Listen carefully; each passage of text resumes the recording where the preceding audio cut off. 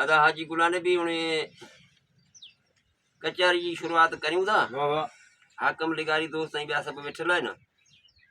मौलवी हाजी अहमद मल हाजी जी शायरी कुछ पढ़ूं था। मौलवी साहब चए थो त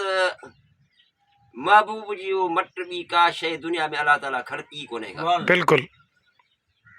अल्लाह ताला पंहिंजे महबूब जो नूर पैदा कयो,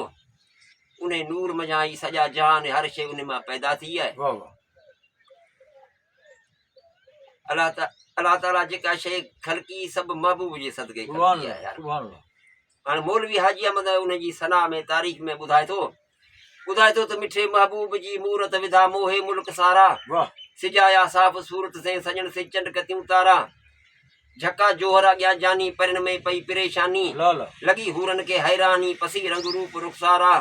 मिठे महबूब जी मूरत विधा मोहे मुल्क सारा, सिजाया साफ़ सूरत से सजन से चंड कतियूं तारा,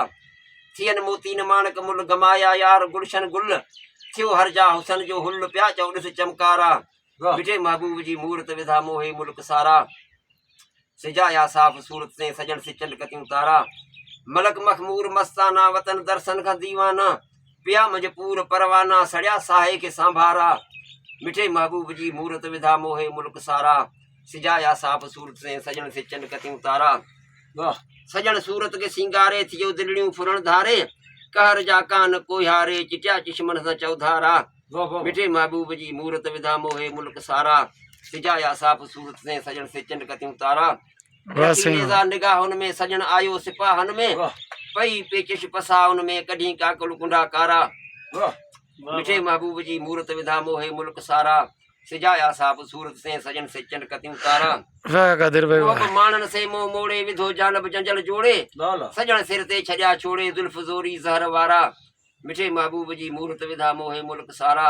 सिजाया साफ़ सूरत से सजन से चंड कतियूं तारा, सदा सारिया न को सानी करया कौ नयन कुर्बानी, बई जहान कुर्बान। मौलवी जी गाल करनी थी, सदा सारिया न को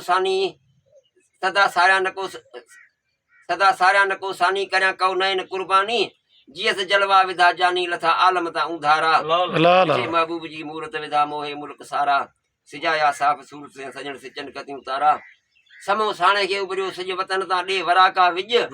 तरफ अहमद जे आयो अज लिखल पुरदो पिरी पारा,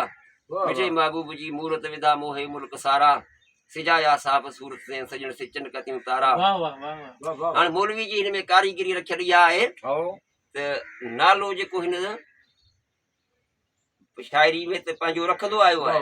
पर इते नबी साईं जे नाले पे रखे त हुन ते क़ुरान शरीफ लथो आहे, लिखल पुरदो पिरी पारा।